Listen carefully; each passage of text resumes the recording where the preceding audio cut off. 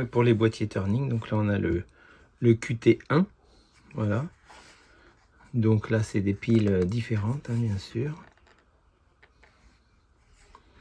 Oui, il marche encore, les piles sont encore, disons que ça fait pas mal de temps qu'il est inactif, mais fonctionne toujours. Bon, après le QT1, il y a eu le QT2, un peu le look du BlackBerry, voilà, toujours pas mal.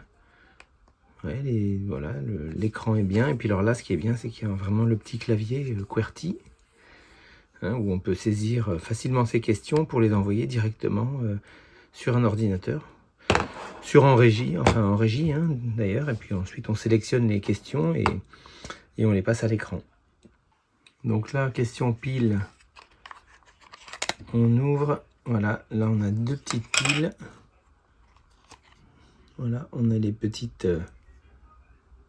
piles 3A. Voilà, ça c'est pour le boîtier QT2. Et puis pour le QT1, ben voilà, ce sont le même type de piles, hein, les 3A. Il y a un autre boîtier aussi Turning, le NXT, que personnellement moi je me suis jamais servi en événement, mais qui a eu la cote dans les universités. Je pense que c'est pour les matières scientifiques surtout. Donc là on va ouvrir aussi ça. Voilà, toujours des petites piles, les 3A. Donc là vous voyez on a une sacrée différence avec les petits boîtiers typiques d'événements, hein, surtout le LT pour les événements. Très pratique. Là on est vraiment plutôt sur des boîtiers où les gens vont taper leurs questions. Et puis les questions vont apparaître sur un ordinateur. Voilà, donc ça c'est pas mal. Ça évite aux gens de lever la main, de prendre le micro, etc. Les gens tapent leurs questions et puis en régie on sélectionne tout ça et on les passe à l'écran. Allez, on branche notre clé réceptrice en canal 41. Alors, on voit bien ici que le récepteur va s'allumer. Voilà, donc c'est bon.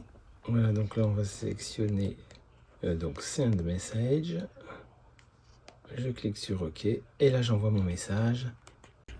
Allez, c'est parti, je tape ma petite question. Voilà. Et là je reçois la question en régie sur mon écran d'ordinateur. Ma question est là. Ensuite, je vais peut-être la ressaisir sur une page PowerPoint un peu plus propre, mais voilà. Donc très pratique quand on a 300 participants dans la salle. On collecte toutes les questions et puis on a un modérateur à côté de nous qui sélectionne les questions à poser.